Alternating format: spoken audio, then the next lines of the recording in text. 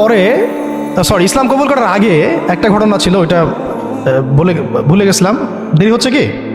আচ্ছা, ইসলাম কবুল করার আগে একবার তার বাবা মা তার খোঁজ পেয়েছিলেন।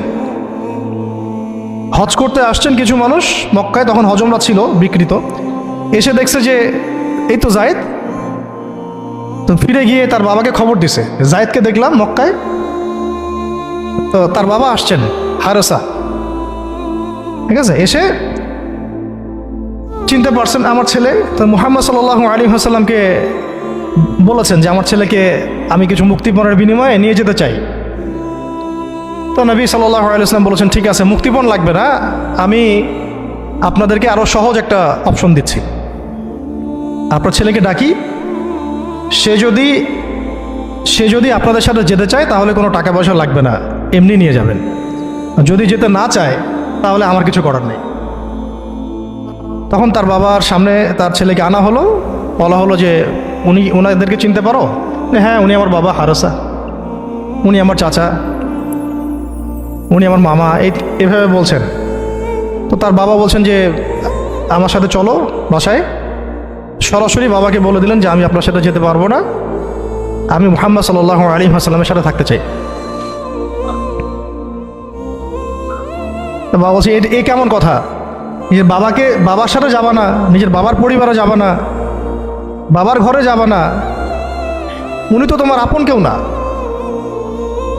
যায়েদ ইবনে হারেসা রাদিয়াল্লাহু আনহু বলছেন যে আমি তার মধ্যে এমন কিছু দেখেছি যে আপনারা কেউ দেখতে পারবেন না। এটা সম্পর্ক, মহব্বত, এগুলোকে সম্পর্ক বলে, মহব্বত বলে। অথচ কেউ কাউকে চিনে না, মানে কেউ কারোর সাথে কারো রক্তের সম্পর্ক নাই। আর নবী সাল্লাল্লাহু আলাইহি ওয়াসাল্লাম তাকে বললেন তখন যে জায়েদকে আমি মুক্ত করে দিয়েছি।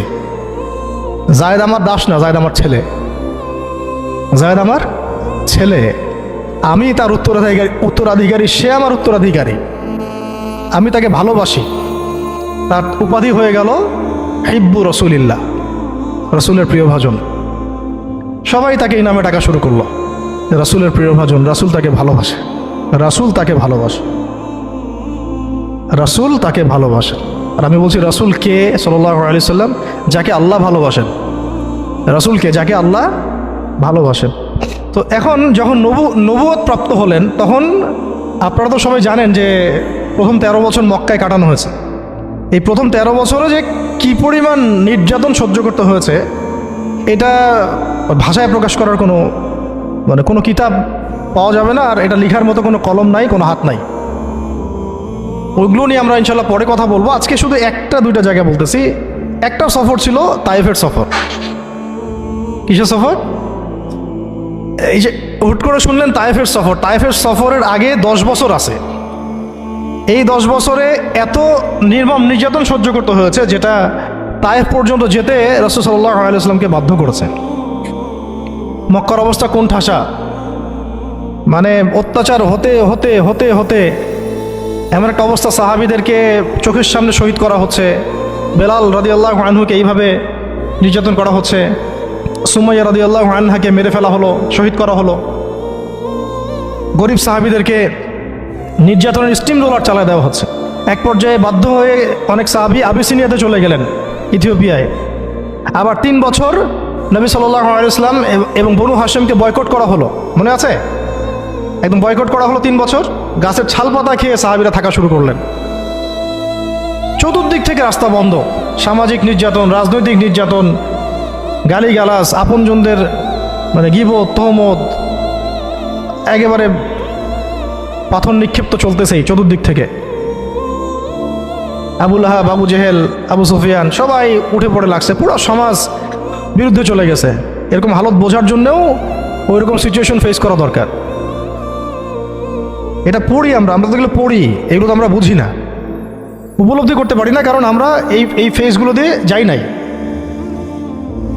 যারা টুকটাক গিয়েছেন তারা কিছুটা আঁচ করতে পারেন। এবার এরকম একটা অবস্থায় যখন চতুর্দিক থেকে রাস্তাটা বন্ধ মনে হচ্ছে, তখন নবী সাল্লাল্লাহু আলাইহি ওয়াসাল্লাম তায়েফে গিয়েছিলেন, তায়েফের 3টা বড় বড় গোত্রকে দাওয়াত দিতে। উদ্দেশ্য হচ্ছে তায়েফবাসী যদি ইসলাম কবুল করত, তাহলে মক্কার এই কুরাইশদের বিরুদ্ধে একটা বড় সাপোর্ট পাওয়া যেত। ঠিক আছে, এটা কিন্তু একটা হিজরতও, এটাও কিন্তু একটা হিজরত। এর আগে একটা হিজরত হয়েছে আবিসিনিয়াতে, তায়েফেও। এটাতে ওই সাফল্যটা আসে নাই, তায়েফবাসী ইসলাম কবুল করে নাই। পরবর্তীতে আল্লাহ পাক মদিনাবাসীকে কবুল করেছেন। ওগুলো আমরা পরে আস্তে আস্তে আলোচনা আনবো ইনশাল্লাহ। আজকে শুধু এতটুকু বলছি তায়েফের কথাটা। এইখানে সময়টা চিন্তা করবেন, সময়টা ছিল জুন জুলাই মাস, জুন বা জুলাই মাসের মতো অবস্থা। মানে মানে কাঠ ফাটা রোদ বলতে আমরা যা বুঝি, প্রচণ্ড রোদ, প্রচণ্ড গরম, মরুভূমির উত্তপ্ত একটা অবস্থা। এই অবস্থায় তায়েফ, মক্কা থেকে তায়েফের ডিস্টেন্স হচ্ছে প্রায় 100 কিলোমিটার, প্রায় 100 কিলোমিটার।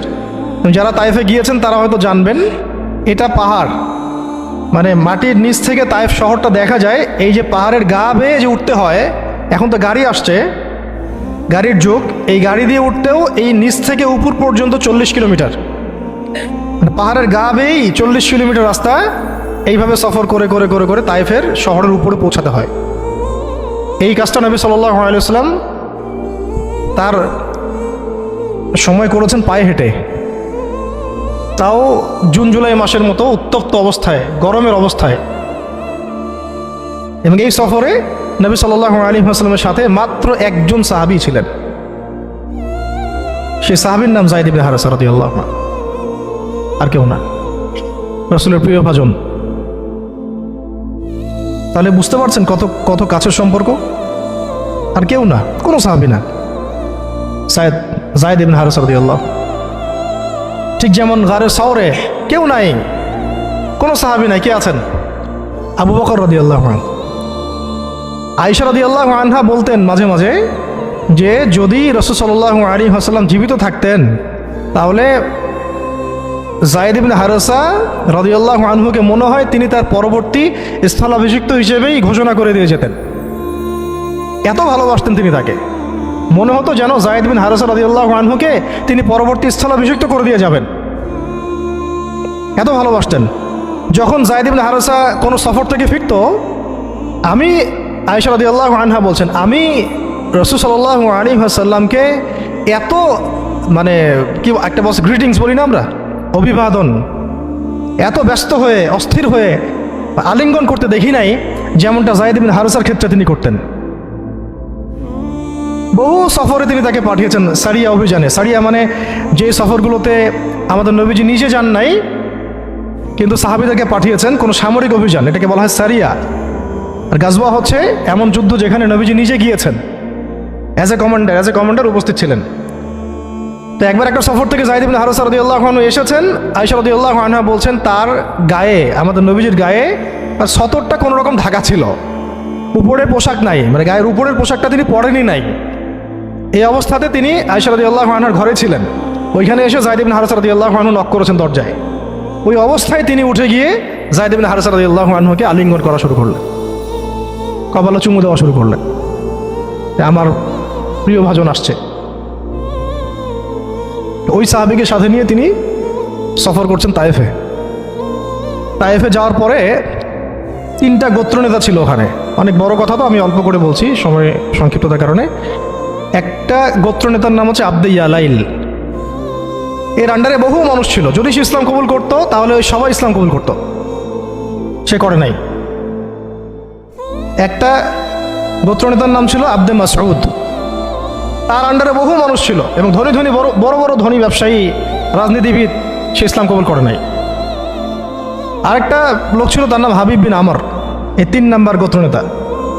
তো সেও ইসলাম কবুল করে নাই। ইসলাম কবুল না করার কারণে এই 3টে গোত্রনেতার কাছ থেকে, আপনারা কি মনে করেছেন একদিন দাওয়াত দেওয়া হয়েছে? প্রায় 1 মাস নবী সাল্লাল্লাহু আলাইহি ওয়াসাল্লাম এই তায়েফের এই ময়দানে ছিলেন, দাওয়াতের ময়দানে। কোনো কিতাবে আসছে 10 দিন, কোনো কিতাবে আসছে 15 দিন, 17 দিন, কিন্তু অ্যাপ্রক্সিমেটলি 1 মাস, এটা বিভিন্ন সিরাতের কিতাবে আসছে। এই 1টা মাস তায়েফে থাকা, খাওয়া দাওয়া তো আল্লাহ ভালো জানেন কি হয়েছে। তার সাথে একজন মাত্র সাহাবী, দরজায় দরজায় দাওয়াত দেয়া, এবং সবাই দাওয়াত রিফিউজ করলো।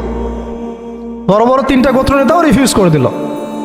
শুধু যে রিফিউজ করলো তা না, বরং এমন টিটকারি শুরু করলো, এমন ব্যঙ্গাত্মক আচরণ শুরু করলো শেষ পর্যন্ত ওই এলাকার যত ছোকরা ছিল, যুবক, তরুণ, কিশোর, কিশোরী, কিশোরী না কিশোরী বেশি আসছে বর্ণনায়, এদেরকে লেলিয়ে দেওয়া হলো, সবার হাতে পাথর উঠিয়ে দেওয়া হলো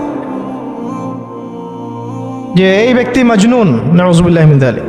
মাজনুন মানে পাগল, এই ব্যক্তি কাযযাব, এই ব্যক্তি মিথ্যাবাদী, এই ব্যক্তি সাহের, এই ব্যক্তি জাদুকর। কাকে বলা হচ্ছে? সবাই মিলে পাথর মারো তাকে, নাউযুবিল্লাহি মিন যালিক। দৃশ্যটা একটু চিন্তা করেন। 10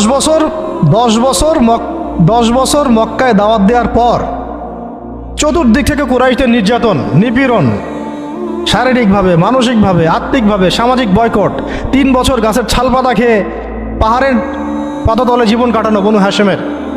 আবার আমুল হুজনও হয়ে গেছে, ওই একই বছরে কয়েকদিনের মধ্যেই চাচা আবু তালেবও ইন্তেকাল করেছেন, খাদিজা রাদিয়াল্লাহু আনহাও ইন্তেকাল করেছেন। কি অবস্থা, কি অবস্থা ওই সময় চিন্তা করে, কি কষ্টের সময়, কি রকম কষ্টের সময়। আমরা তো উপলব্ধি করতে পারবো না। আমরা তো গাজাবাসীর কষ্ট উপলব্ধি করতে পারি না, রাসূল আর সাহাবীদের কষ্ট কি উপলব্ধি করতে পারবো? এই অবস্থায় আশার আলো নিয়ে তায়েফে যাওয়া, সেখানে গিয়ে যে 1 মাস এই মেহনত করার পর এই অবস্থা, সমস্ত ছোকরারা পাথর মারা শুরু করলো। কি পাথর মারার সেই গতি, যেখানে পাথর মারা হয়েছে ওই জায়গা আমরা দেখে আসছি আলহামদুলিল্লাহ। কি পাথর মারার গতি, এমন পাথর মারা হচ্ছিল যে রাসূল সাল্লাল্লাহু আলাইহি ওয়াসাল্লামের মানে গায়ে লেগে রক্ত বের হতে হতে সেই রক্ত দিয়ে পায়ের যে জুতাটা আছে এই জুতাটা আটকে গেছে, এইভাবে জুতা খোলা যাচ্ছে না। রাসূলুল্লাহ সাল্লাল্লাহু আলাইহি ওয়াসাল্লাম পা থেকে জুতা খোলা যাচ্ছে না, রক্তে আটকে গেছে। আর মানুষ বলছে পাগল, মিথ্যাবাদী, হ্যাঁ জাদুকর, জিনে আসর করছে, মানুষ বলতেছে এগুলা। রাজনৈতিক ক্ষমতা চাই মনে হয়, হ্যাঁ অর্থ চাই মনে হয়, দুনিয়ার জৌলস মনে হয় চায়, আমাদের ঐক্য বিনষ্ট করতে আসছে। মারো একে, মেরে বিদায় করো এখান থেকে। কোন পর্যায়ে গেলে মানুষ এই কাজ করতে পারে, কি পরিমাণ ক্ষোভ থাকলে মানুষ এই কাজটা করতে পারে? আর কার এগেন্স্টে করছে? আল্লাহর প্রিয় হাবিব, যার জন্য আল্লাহ পাক ফিরদাউস রেখেছেন, মাকামে মাহমুদ রেখেছেন, যার সুপারিশ ছাড়া আমরা মনে হয় না জান্নাতে কেউ যেতে পারবো, অসম্ভব। যার সুপারিশ ছাড়া বিচার শুরুই হবে না কিয়ামতের মাঠে, হিসাব নিকাশ শুরুই হবে না, জান্নাত তো বহু দূরের কথা, জান্নাতের দরজাও খোলা হবে না যিনি আগে না ঢোকা পর্যন্ত। তাকে মানুষ সেভাবে মারা শুরু করলো, রক্ত ঝরতেছে। এই সময়ে এই সাহাবী যায়েদ ইবনে হারেসা রাদিয়াল্লাহু আনহু নিজের